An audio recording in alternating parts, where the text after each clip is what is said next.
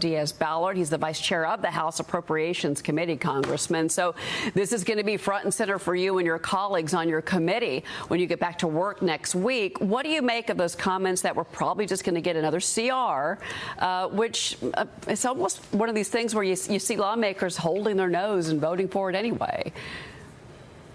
Yeah, well, Cheryl, thanks again for the opportunity. It would be disastrous to have another continuing resolution.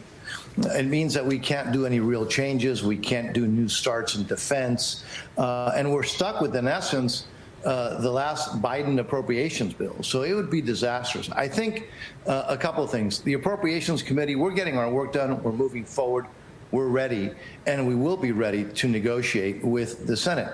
The question is going to be what the Democrats are willing to do, because whether we like it or not, ultimately, it requires passing it in the House, negotiating with the Senate, and that requires 60 votes. So the Democrats have a voice whether we like it or not.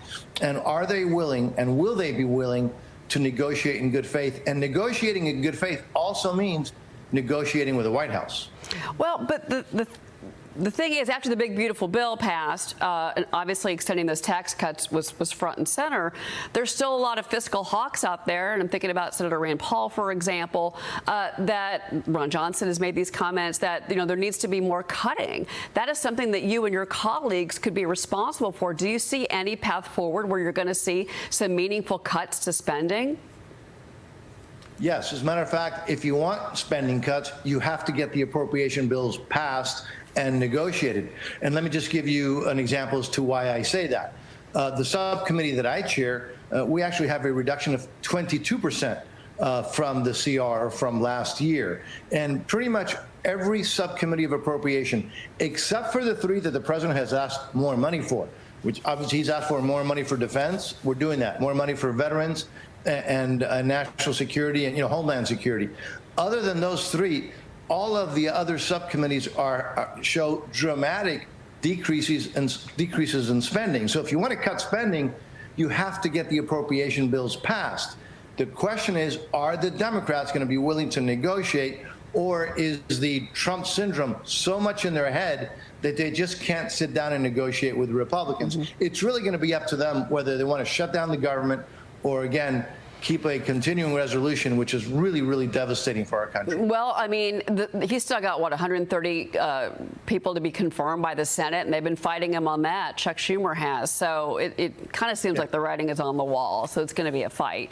I want to ask you about this. The U.S. Navy reportedly sending at least 7 vessels, including 3 guided missile destroyers, to the waters off Venezuela to combat threats from Latin American drug cartels. Venezuela's defense minister announcing a significant drone deployment in response, including naval patrols along the Caribbean coast. Congressman, I want to get your reaction to this because obviously the violence in Venezuela that we've seen has driven, in part, that mass migration that we saw towards the U.S. border under Joe Biden.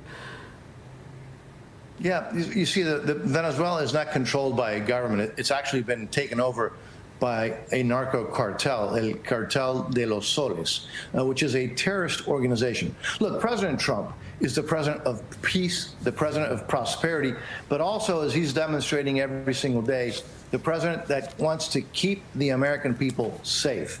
And he is right to designate these cartels as terrorist organizations. The Cartel de los Soles is responsible for the death of multiple Americans. This is a president that's not willing to stand idly by while Americans are dying. And so I commend the president for his leadership, for taking a firm stand against these narco cartels. And look, let's see what the cartel in Venezuela, the leaders of that cartel, want to do.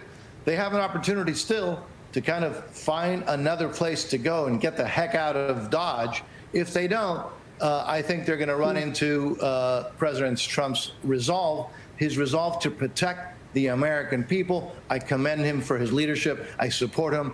And thank God for President Trump's leadership and his courage.